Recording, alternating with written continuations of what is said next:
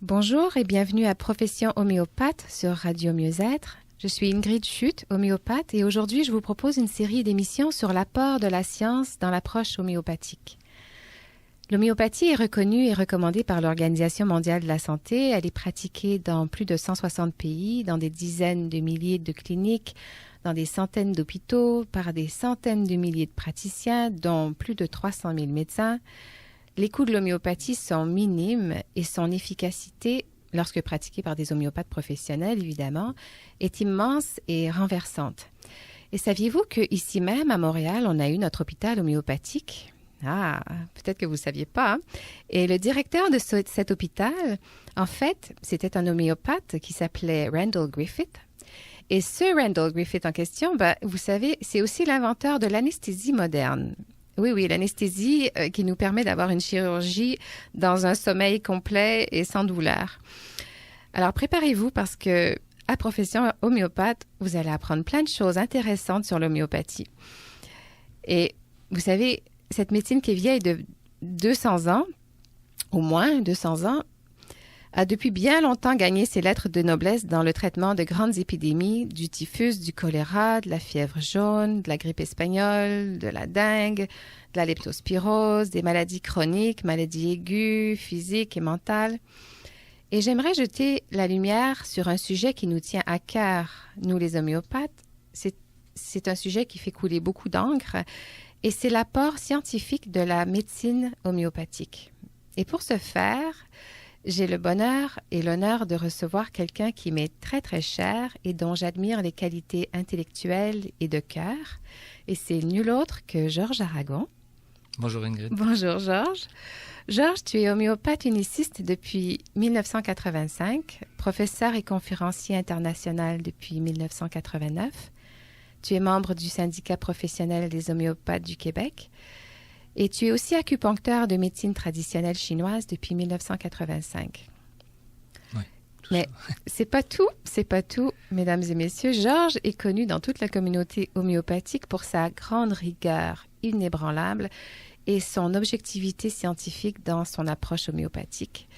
Il est d'une intellectualité hors norme et d'une grande humilité. Et c'est avec sa même générosité qu'il vient aujourd'hui partager toutes ses connaissances.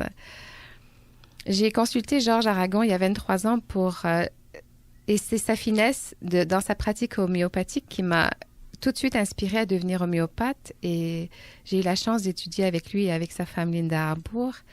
Et c'est un honneur et un bonheur de te présenter aux auditeurs aujourd'hui, Georges. Merci d'être ici.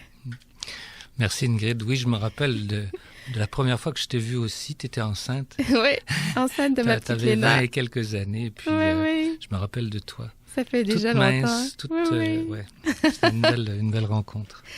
Alors, Georges, j'étais toute maigrichonne dans ce temps-là. Ouais, tu me disais, c'est ça? Je t'ai dit, il faut manger. Il faut manger plus que ça. Faut pas juste ça. se faire traiter, il faut Pourtant, manger. je mangeais, mais qu'est-ce que tu veux, j'étais jeune, je faisais beaucoup de sport et puis je grossissais pas. Ça a bien changé depuis. Georges, j'aimerais que tu nous parles de l'apport de la science dans l'approche homéopathique. En quoi est-ce que l'approche homéopathique est scientifique et en quoi est-ce que le remède homéopathique est scientifique? Mais déjà, c'est quoi l'approche scientifique? Mais écoute, Ingrid, la science, c'est d'abord l'observation. Il n'y a pas de science sans observation et la qualité d'une science est avant tout dans la rigueur de l'observation qu'elle est capable de faire. Pour être rigoureux, d'abord, il faut avoir de bons outils personnels, intellectuels, visuels. On regarde, on sent, on éprouve, etc. Et on utilise des appareils de mesure qui sont toujours plus sophistiqués pour faire des enregistrements de ces observations de manière rigoureuse et reproductible. Au-delà de cette observation, après ça, on regroupe ces observations pour faire des prévisions, pour essayer de comprendre les phénomènes, et c'est là que la science devient quelque chose d'utile à tout le monde. Dans ce cadre-là, l'homéopathie est un héritière des sciences du siècle des Lumières, du XVIIIe siècle, des sciences naturelles. Effectivement, il y a 2 grandes branches dans les sciences, c'est important d'en parler. Il y a tout ce qui concerne les sciences mathématiques, et puis qui sont donc fondées sur des choses extrêmement bloquées, parce que les maths, ça donne, il n'y a pas d'alternative. C'est oui ou c'est non, c'est blanc ou c'est noir, et le modèle mathématique est un modèle extrêmement fiable. Mais pour percevoir les choses naturelles, et là on parle des sciences naturelles, pour arriver à comprendre et observer valablement les choses naturelles, et particulièrement les choses vivantes, puisque c'est notre domaine, ça devient extrêmement compliqué parce que tout influence un phénomène naturel.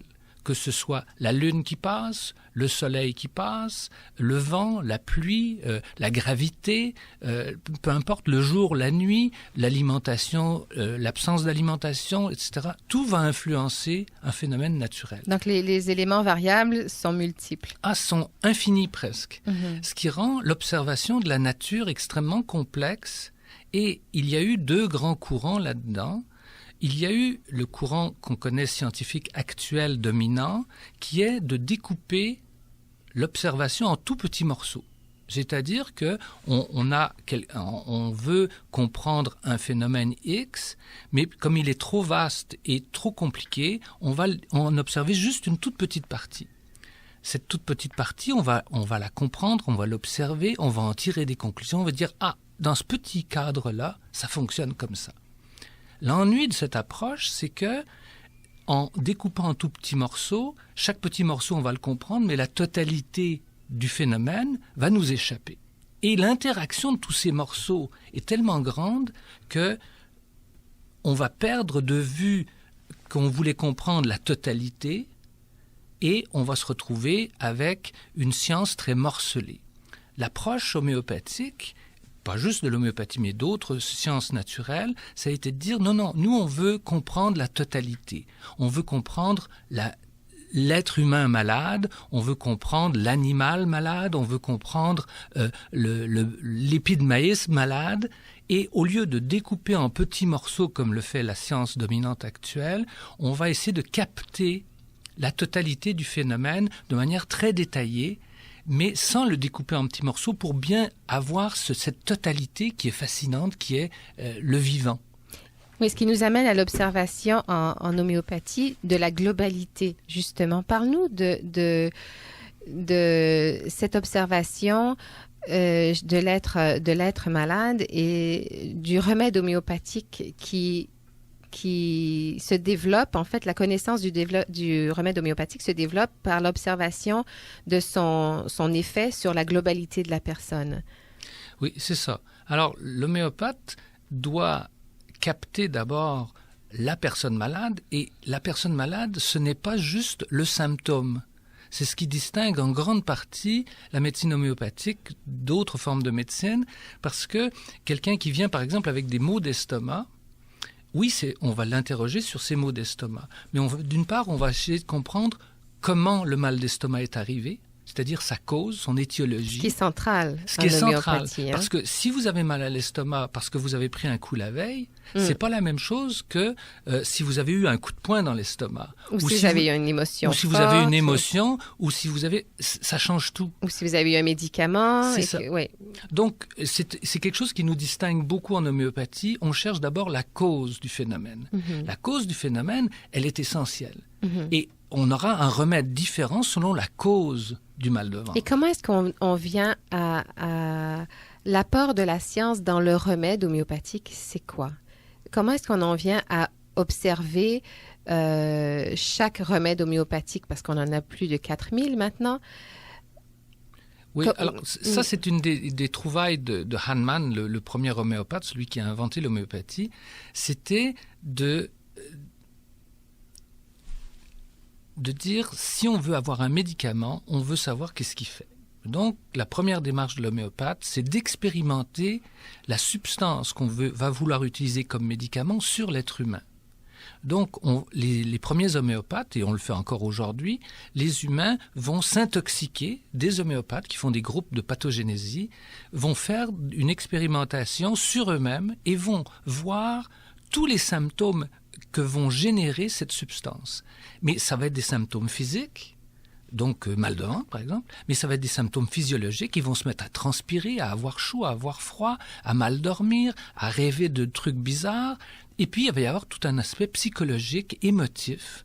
Donc ils vont se mettre à pleurnichards, ils sauront plus ce qu'ils veulent, etc. Et tout va être noté, observé et noté, colligé dans des matières médicales. C'est tous ces symptômes détaillés de toutes les parties du corps, du côté physique, physiologique, émotionnel, horaire, ce qui aggrave, ce qui améliore, tout ça, ce sera compilé dans les matières médicales pour chaque remède. C'est ça. Et c'est ça qui va nous permettre de dire le patient qui présente ces symptômes-là, physiques, physiologiques, émotifs et psychologiques, c'est ce remède-là dont il a besoin. Donc tout est extrêmement rigoureux, tout est extrêmement bien compilé et du coup, ça fait une science médicale qui est extrêmement reproductible. Oui. Tout patient qui aura cet ensemble de symptômes aura besoin de ce remède-là. Il va guérir en conséquence. Voilà. Oui, donc c'est très spécifique et comme tu dis, c'est reproductible, ce qui est très intéressant.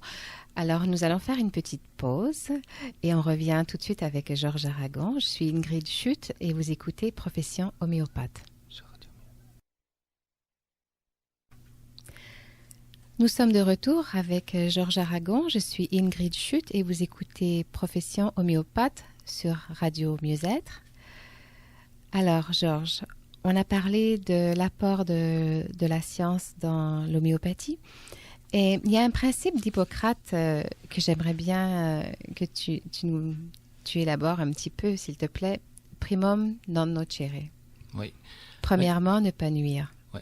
C'est vraiment le dogme qui, moi, me tient le plus à cœur dans la médecine, c'est que on peut bien vouloir traiter, on peut bien vouloir faire toutes sortes de choses, mais la chose la plus fondamentale, c'est de ne pas nuire à l'objet que l'on veut traiter. C'est bien beau de donner un médicament qui va traiter le foie. Si la personne devient déprimée, si ce médicament se retrouve dans la biosphère et que ça pollue tout et que finalement on a, au lieu de traiter et de guérir la personne, on a juste prolongé sa souffrance, je pense que, en tout cas, c'est pas la médecine que moi je veux pratiquer. Donc, l'homéopathie a ceci d'extraordinaire, c'est que c'est dans le respect de la personne et de l'environnement. L'homéopathie n'a pas d'effet secondaire. Deuxièmement, la personne est traitée dans sa totalité. Donc, on l'amène à une guérison non pas d'un organe ou d'une partie, mais de l'ensemble de la personne, y compris son psychisme, ce qui est très important parce que la qualité de vie, c'est le bonheur qu'on a à vivre. Et donc, il faut rétablir ça aussi. Et ça, c'est si tu me permets, Georges, c'est un élément qui m'a toujours beaucoup impressionnée parce que je me souviens quand je suis allée te consulter les premières fois et quand j'ai commencé à étudier l'homéopathie avec toi, tu nous disais... si quelqu'un consulte pour un eczéma et que dans la consultation globale et de tous les symptômes dont on doit tenir compte, si la personne vous consulte et qu'elle est toujours épuisée, qu'elle se réveille fatiguée, si la personne a des diarrhées ou de la constipation, si cette personne a des sueurs abondantes la nuit ou s'il y a un quelconque déséquilibre au niveau même de ses rêves, si elle fait des cauchemars très souvent.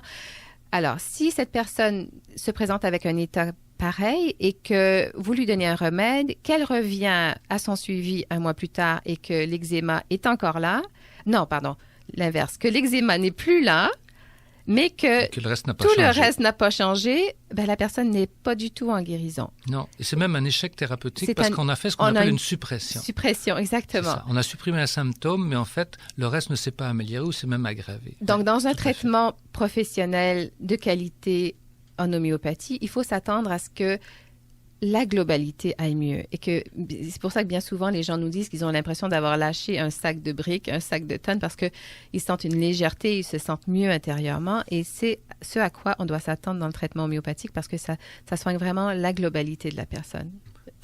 Je te laisse continuer sur tes points. Excuse-moi de t'interrompre. Oui, ce que tu dis est essentiel. Et dans le travail de l'homéopathe, il y a quand même aussi, dans le processus, des recommandations d'hygiène, de diététique. Parce que si on se rend compte qu'il y a des déficiences importantes dans le mode de vie de la personne, le rôle de l'homéopathe est aussi de conseiller. Ce ne sont pas des conseils horribles, c'est-à-dire mais de prévenir la personne. Regardez, si vous vous couchez à 2 heures du matin, c'est dommage parce que en fait votre équilibre va être compromis. Si vous prenez 4 cafés par jour et que vous dormez mal, commencez par couper le café, puis on verra votre sommeil, etc., etc. Il n'y a pas juste l'homéopathie qui va être en cause. Le mode de vie des gens, qui soit émotionnel, qui soit sexuel, qui soit alimentaire, qui soit du sommeil, qui soit peu importe, toutes ces notions vont venir compléter le travail de l'homéopathe, qui doit être un éducateur aussi bien qu'un thérapeute. Mais effectivement, c'est très important que on promeuve avec l'homéopathie une santé globale, un rétablissement de tous les niveaux de la personne, et qu'on n'ait pas d'effets secondaires, et qu'on ne pollue pas l'atmosphère, ou l'eau, etc.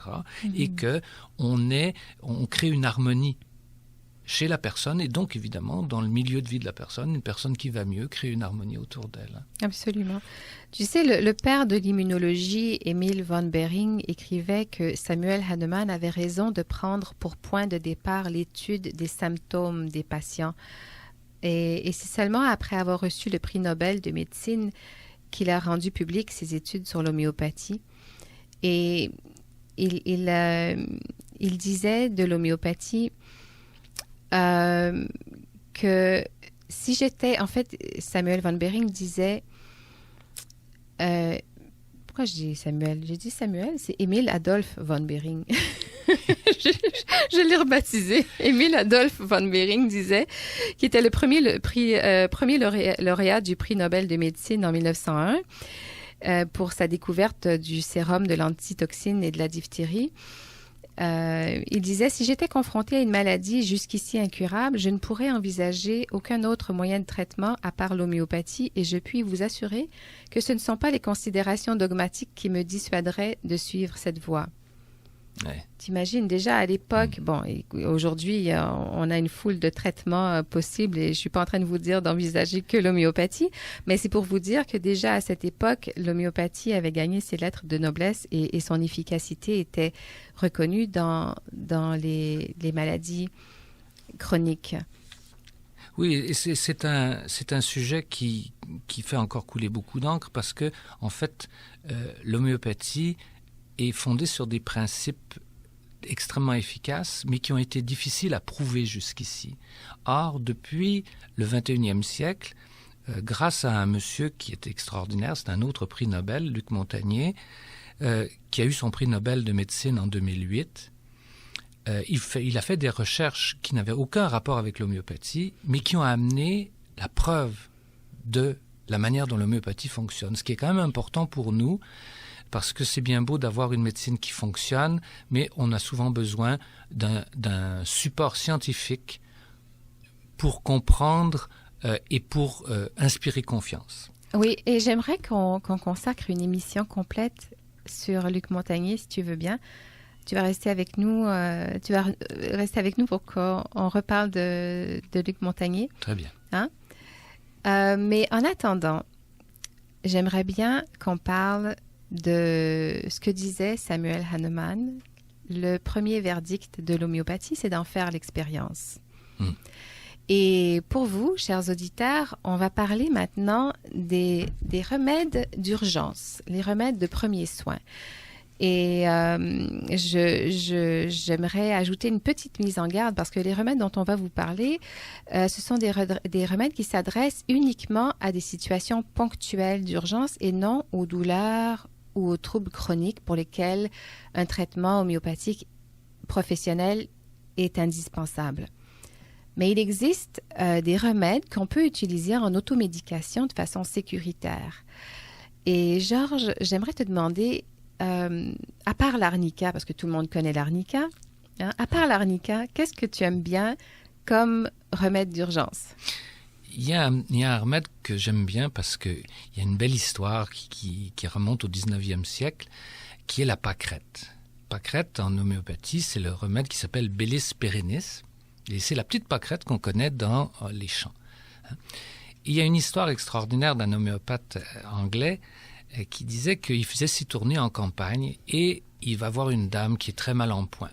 Elle a des maux de ventre épouvantables, il palpe son ventre et il voit une tumeur gigantesque de dur. Et il palpe et il se dit, mon Dieu, cette femme, elle a plus longtemps à vivre. Une tumeur qui devait faire, je sais pas, 7-8 pouces de diamètre par 12 pouces de longueur. C'est absolument une grosse affaire. Et alors, il fait son travail d'homéopathe et il dit, comment c'est arrivé? Parce que c'est la question qu'on pose toujours. C'est la première question. D'où vient le problème? Qu'est-ce qui a provoqué la situation? Ouais. Et cette femme, en fait, avait reçu un billot dans le ventre, un billot de bois, qui était tombé d'un tas de bois, et elle l'avait reçu en plein ventre. Donc, on a ici, on aurait pu donner arnica, effectivement, puisque c'est un remède de contusion, mais elle l'avait reçu dans le ventre. Donc, c'est pas une partie musculaire, c'est des organes internes. C'est ce qu'on appelle les parties molles. Et particulièrement l'abdomen. Et la pâquerette est particulièrement efficace pour les contusions des parties molles qui développent des tumeurs. Alors, l'histoire complète est absolument extraordinaire. C'est que ce médecin lui dit, écoutez, je vais vous donner Bélis pérennes. Il lui donne les gouttes, la femme les prend et il s'en va. Et il revient un mois plus tard, convaincu que la femme est probablement morte. Mais pas du tout. Elle est dans son champ, elle est en train de biner ses carottes. Et il vient la voir et lui dit, qu'est-ce qui s'est passé? Vous êtes... comment ça va? Elle dit, c'est incroyable, elle dit, ça faisait quelques jours que vous m'aviez donné vos petites gouttes, puis là, tout d'un coup, j'ai eu une douleur au ventre épouvantable, j'ai cru comme si j'allais accoucher. Et elle dit, je me suis accroupie, et puis là, il y a quelque chose qui est sorti, il est sorti une masse épouvantable. Et puis, j'ai plus rien. La masse est sortie. Et il dit... Alors, c'est vous dire l'importance, c'est sorti par les voies naturelles. Ah oui. Et donc, c'est ce qui est absolument inouï, mais c'est ça qui s'est produit. Et en campagne, les gens, c'est comme ça que ça se passe. Et donc, Bélis pérennes, c'est un remède auquel vous pouvez toujours penser pour les coups, les contusions, surtout dans les parties molles, donc le ventre, plus que les parties musculaires où l'arnica sera plus efficace, ou, oui, ça peut être des parties génitales, ça peut être l'œil aussi, ça peut être toutes des zones qui sont molles et donc qui vont prendre un coup et il peut y avoir une hémorragie. Alors, on a d'autres remèdes pour l'œil, comme on a sulfurique acide pour l'œil, l'œil au beurre noir ou l'édome pallus. L'édome, aconite pour puis on va avoir, pour le sein, on peut avoir conium, les testicules aussi, ça va être conium, mais on voit que c'est des parties moins molles. L'abdomen, c'est vraiment le domaine de Bélis pérennes, voilà. Il y a tout un éventail de remèdes homéopathiques à découvrir. Ah oui, en urgence, c'est extraordinaire. Sur mon site Internet, j'ai toute une section qui est consacrée aux remèdes d'urgence et premiers soins. Donc, vous pouvez aller jeter un petit coup d'œil, homéopathe.ca. On peut te trouver, Georges, sur homéodoc.ca aussi. Sur ma page Facebook, Ingrid Homéopathe, je vais ajouter des petits conseils et puis je vais mettre quelques notes de notre rencontre d'aujourd'hui. Moi, j'aimerais vous parler d'un remède d'urgence que j'affectionne beaucoup. Il y en a tellement des remèdes d'urgence que j'adore, mais Apis mellifica. Te souviens-tu, Georges, quand j'étais enceinte? T'en souviens-tu? J'étais piquée. Je m'étais fait piquer par une guêpe. J'avais commencé à te consulter enceinte, donc ça faisait à peine quelques mois que je connaissais l'homéopathie. Et je me suis fait piquer par une guêpe. La plaie s'est infectée. On m'a proposé 10 jours d'antibiotiques. Je t'ai appelé en pleurant. Ah, j'ai piqué par une guêpe. Et puis j'avais tellement peur de prendre l'antibiotique que ça fasse du dommage à mon bébé. Et je t'ai appelé en désespoir et tu m'as dit, elle ressemble à quoi ta plaie? J'ai dit, elle est rouge. Et puis, est-ce que c'est chaud? Est-ce que ça brûle? Oui. Tu m'as dit, prends Apis mellifica, une dose. Si c'est pas parti au bout d'une demi-heure, prends une autre dose. Puis t'as raccroché. Puis je me suis dit, attends, il m'a pas compris, là, parce qu'on vient de me prescrire 10 jours d'antibiotiques et il me parle d'une dose de 2 granules. Et finalement, écoute, ce que j'ai fait, j'ai pris Apis mellifica. Au bout d'une demi-heure, c'était complètement parti. Je regardais le tube, je regardais ma cicatrice qui restait, le tube, la cicatrice, et je me suis dit, OK, c'est ce que je veux étudier. Je veux savoir ce que c'est que ces petites pilules-là. Enfin, alors j'espère que vous avez appris plein de choses intéressantes aujourd'hui. On va retrouver Georges bientôt pour parler de Luc Montagnier. Mais en attendant, chers auditeurs, chères auditrices, c'est déjà tout le temps qu'on a. Je vous invite à vous joindre à nous sur Radio Mieux-être à Profession Homéopathe pour une autre émission sur les études scientifiques et l'homéopathie. Je vous souhaite une excellente santé et je vous dis à bientôt.